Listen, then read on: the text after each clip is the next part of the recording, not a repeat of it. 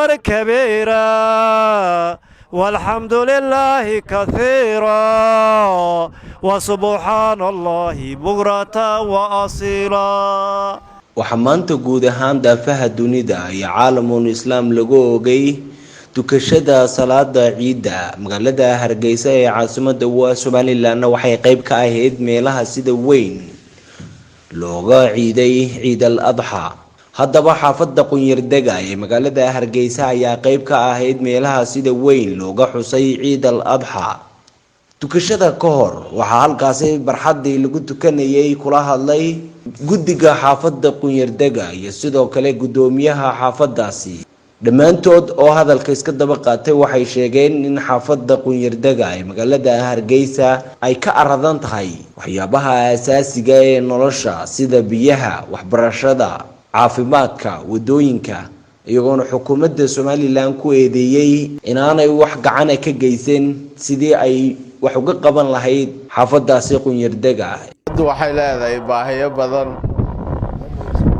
baahiyeeda dabarba intii aynu awoodna ayaynu qabsanaynaa. wadadaasi waa qabyo inagu baanayna sugaysaa iyadu. waxaynu u baahanahay markaa in aynu dib u bilowno oo hawsheedii maadaama coronavirus-ki baxay inaan iyada dib u bilowno. saa markaa qof walba inuu diyaargaroobo contribution-kii hore u bixiyey mid leeg inuu bixiyo ama ka badanba. taasi waa taa wadada xaggeeda hore ee ka baxsan buurtan waxaa naga qabsatay kolley hawl badan oo baloodha iyo waxbaa lagu sheegtay. nasiib wanaag laakiin imika way noo furantay. ka isku yimaadeen ee ay ka wada hadleen baahiyaha asaasiga xaafadda ka jira waxaa la horreysiiyey in baahiyaha si u kala dhib yar yihiin loo kala qabto. waxaa la qabtay waxyaabaha ka mid ah in wadada la baneeyo oo xaafaddu ay markaasi banaysato wadada.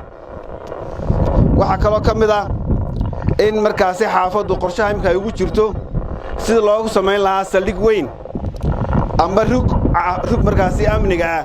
hawshaasina waa hawl imika taagan oo imika in bishan wax laga qabto u baahan. markii wadada la sameynayay xaafaddu way wada ogeyd, xaafadda la dhex marayay, dadka xaafadda laga qaadayay lacagta yar ee wadada lagu sameynayo laba waji waa loo qaybiyey.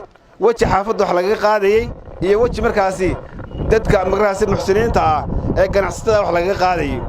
wajigii dadka laga qaaday bulshada xaafadda Qunyardega markii uu soo dhamaaday cidii wax laga helayay waxay noqotay in loo gudbo dadka markaasi muxsiniinta ah ama ganacsatada ee markaasi magaalada. waxaa naga soo dhex galay oo inaga soo gaadhay xanuunkii ummadda aafeeyey ee coronavirus. inaguna soo jeedinta laynoo soo jeediyey ee ah waxyaalaha aynu u baahannahay ee waajibaadkeenna nolosheenna ay ku jirto waa inaynu ka qayb qaadannaa oo aynu si mugle uga qayb la balooreeyo isla markaasina si degdeg loo dago. marka waxa inagu wada waajib ah inaynu si xoogan oo waqti degdeg ah contribution-keena dal iyo dibadba uga qayb qaadanno si ay xaafaddu waddo inoogu hesho. waana halbowle wadda la'aanna xaafaddani ma sii hana qaadi karto.